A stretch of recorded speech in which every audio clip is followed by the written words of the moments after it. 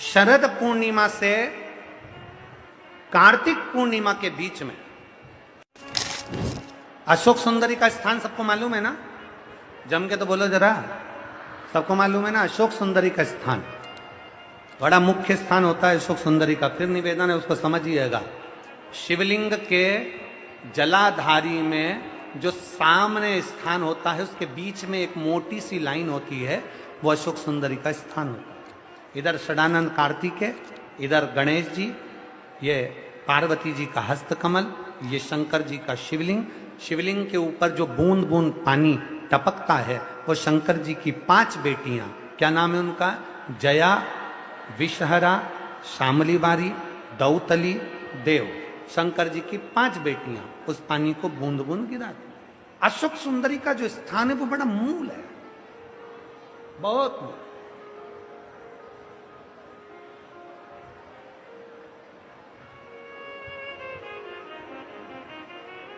यहां तक कहेंगे हम,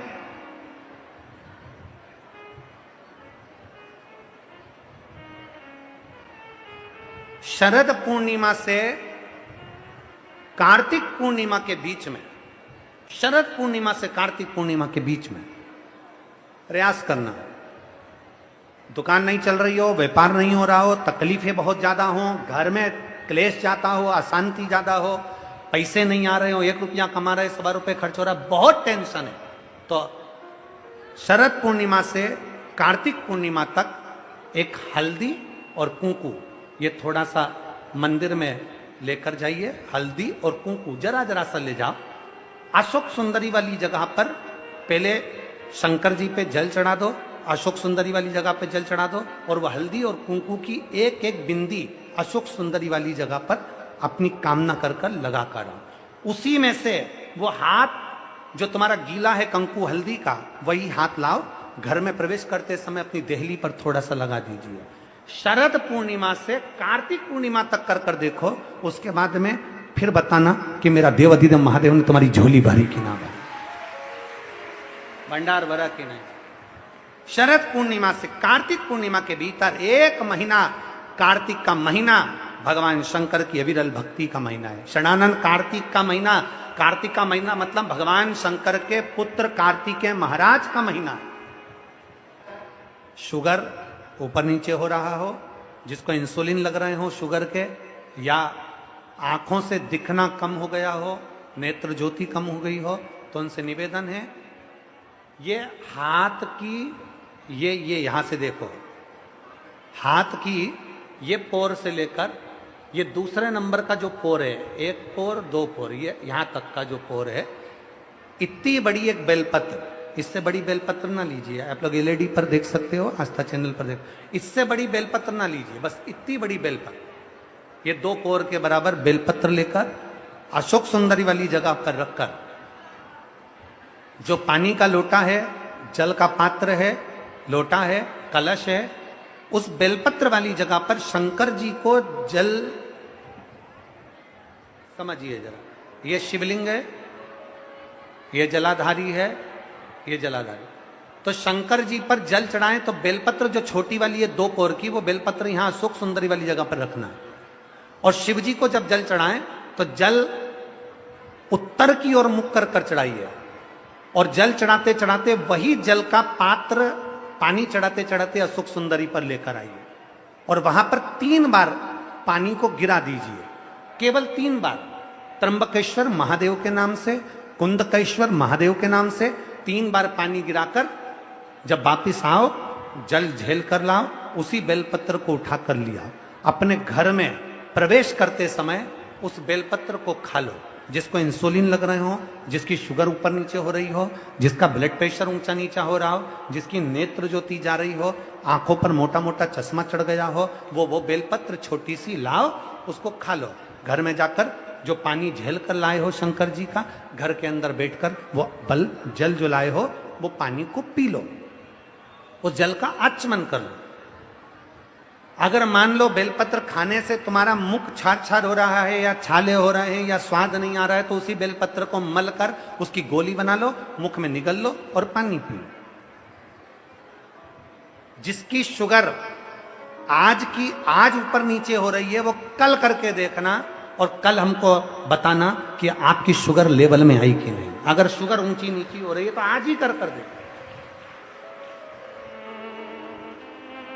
जिसका बीपी ऊंचा नीचा हो रहा है वो भी आज ही कर देखो। कल तक तो हम यहां पर हैं, कल 11 बजे तक नहीं जाएंगे हम तुम्हारे बीच में से, 11 बजे तक तुम्हारे यहीं पे रहेंगे हो। कल कर देखो कि हमारी बीपी गड़बड़ हो रही है, हमारी शुगर गड़बड़ हो रही है, ऊंची नीची हो रही है। एक बेलपत्र और क्या कृति की सुख सुंदरी वाली जगह पे चढ़ाकर उत्तर की ओर मुख कर जल चढ़ाते हुए वही पानी सुख सुंदरी की ओर 3 बार गिराते हुए त्र्यंबक के नाम से, कुंदकेश्वर महादेव के नाम से, और वही बेलपत्र लेकर आ जाओ, पानी झेल कर लिया। बेलपत्र घर में प्रवेश करते करते उसको खा लीजिए, पानी घर में बैठकर आचमन कर लीजिए, बाबा देवादिदेव महादेव कुंदकेश्वर का नाम लीजिए। मेरा कुंदकेश्वर महादेव आपको सुरक्षा अवश्य प्रदान करता है, अवश्य। तो आपको लगे कि मेरी जिंदगी बड़ी दुखमय, बड़ी कष्टमय, बहुत तकलीफ चल रही, किसी वृक्ष के नीचे, किसी गमले में या अपने घर में पार्थिव लिंग का निर्माण, पार्थिव और पार्थिव लिंग का निर्माण कर 5 बेलपत्र शंकर भगवान पर उनकी 5 लड़कियों का नाम लेकर समर्पित करो। जया, विषहरा, श्यामली बारी, दौतली, देव, 5 बेटियों का नाम लेकर 5 बेलपत्र समर्पित कर हाथ में 2 लोटा जल लेकर शिव जी पर एक साथ धीरे धीरे धार लगाइए और एक घी का दीपक लगाकर प्रार्थना कर 5 बेलपत्र उठाकर अपने घर में लेकर आ जाइए। 2.5 महीने, ज्यादा से ज्यादा हम बोल रहे हैं 2.5 महीने, पर विश्वास करता है कि 15 दिन में वो दुख मिटेगा ही, वो तकलीफ कटेगी, वो कष्ट मिटेगा। और अमलेश्वर की पवित्र भूमि से आप भी एक बात लेकर जाना, जब तुमको लगे कि मेरी जिंदगी बड़ी कष्ट में चल रही है, बहुत दुख का जीवन चल रहा है, बहुत तकलीफ चल रही है, बहुत तकलीफ,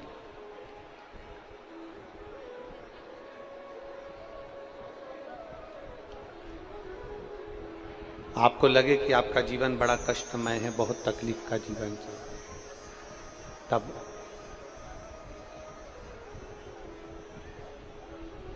अपने घर के बाहर कोई गमला हो, कोई स्थान हो, कोई पेड़ वृक्ष हो, उसकी मिट्टी को शिवलिंग के रूप में निर्मित करो। शिव जी की 5 बेटियां, आप भी हमारे साथ बोलेंगे, जया, विषहरा, श्यामली बारी, दौतली, देव। शंकर जी की 5 बेटियों का नाम लेते जाना है। वृक्ष के नीचे या किसी गमले की मिट्टी को, यदि कहीं पार्थिव शिवलिंग का निर्माण अगर आप कर रहे हैं तो घर में भी पार्थिव लिंग बनाकर, या पेड़ के नीचे या गमले में शिवलिंग बनाकर शंकर जी की 5 लड़कियों का नाम लेकर एक एक बेलपत्र शिव जी को समर्पित करना है। और शंकर भगवान को समर्पित करने के बाद दोनों हाथ में 2 लोटा जल लेना। जैसे कावड़ का जल चढ़ता है ना, कावड़ का जल कैसे चढ़ाते हैं, दोनों हाथ में पात्र लेकर एक साथ धार लगाता, बस वैसा ही। आपको लग रहा है कि मेरी जिंदगी बहुत कष्ट में चल रही है, पूरा पूरा दुख भगवान ने मेरे ऊपर ही दे दिया, बहुत पूरी जिंदगी का पूरा कष्ट मुझे दे दिया, पूरा कष्ट आपको लग रहा है। केवल शिव की आराधना करना। एक महिला यहां बैठी है जिसके घर में 5 साल तक उसने इंतजार करा था कि मेरे घर में औलाद हो जाएगी, 5 वर्ष नहीं, 5 वर्ष तक इंतजार करा, नहीं हुई। घर के लोगों ने विचार कर लिया अब इसके गर्भ से कभी औलाद नहीं हो सकती।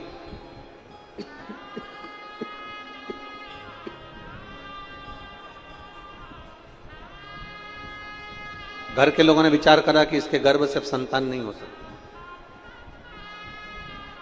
ना जाने कितनी कितनी जगह से गोदी भरवा ली, 6 साल निकल गए, 7 साल निकल गए, 8 साल निकल गए, पर औलाद नहीं।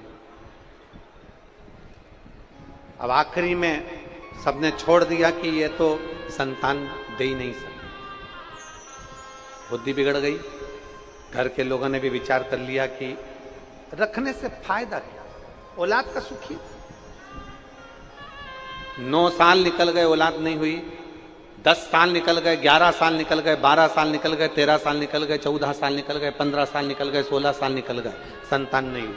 17 साल निकल गए, संतान नहीं हुई। 18 साल निकल गए, संतान नहीं हुई। 19वां वर्ष आया और इसने गुड़ियारी की पंडाल में बैठकर, गुड़ियारी में जब कथा हुई, गुड़ियारी के पंडाल में बैठकर कथा सुनकर बाबा की रच को अपने पेट पर लगाकर खाकर विनती करी, बाबा कुछ भी करो, अब मेरे घर में औलाद तुम ही दे सकते हो।